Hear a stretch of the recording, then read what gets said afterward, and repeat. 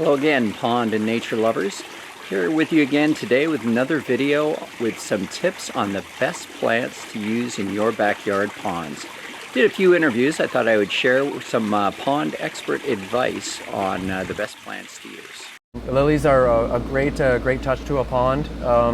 They provide good coverage and great flowers throughout the summertime as well. There's of course many different varieties of lilies that you could choose, different colors of course. The hardy ones are a lot easier to just to keep, and you don't have to worry about taking them out in the wintertime or if they're going to die. Like a lot of tropical plants, you'll only get the summer out of them. Right. There's a large variety of plants to choose from. Depends a little bit on the amount of sunlight that the pond is going to receive.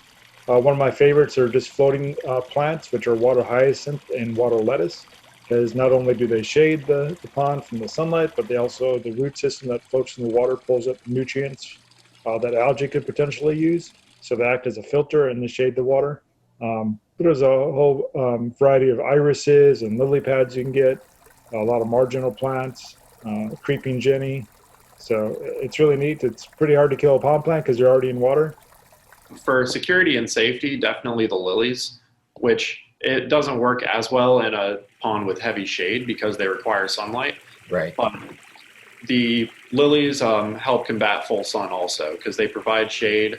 They put some cover over there so it's harder for predators to see inside of them. They also help combat algae, which is nice. So lilies are definitely, plus they look great. So they're one of the most popular plants that we have here for sure. Plants play a huge role in the offset of what creates algae.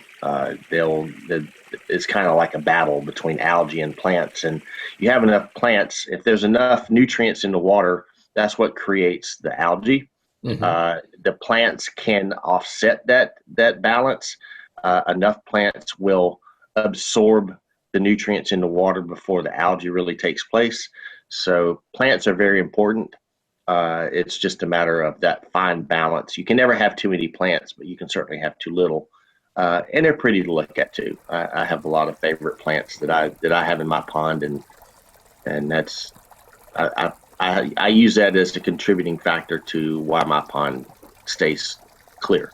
Also, getting back to rocks in the pond and plants, a lot of people will put rocks in the pond and have irises or sweet flags or bulrushes, cattails, lilies even too. And they'll plant them and they'll start off as just tiny little strands which look great initially, and then they just take over the whole pond by probably the 5-year time.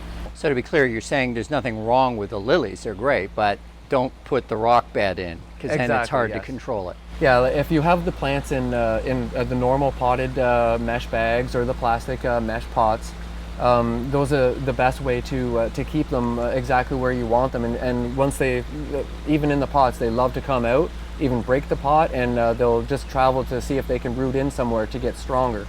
So if you just maintain those, cut the little branches off here and there, it's just a normal part of the maintenance of the pond ultimately. Right, right. I hope you enjoyed this video today, guys, and you found it helpful. Before you leave, please check out one of my other videos you see here on the screen.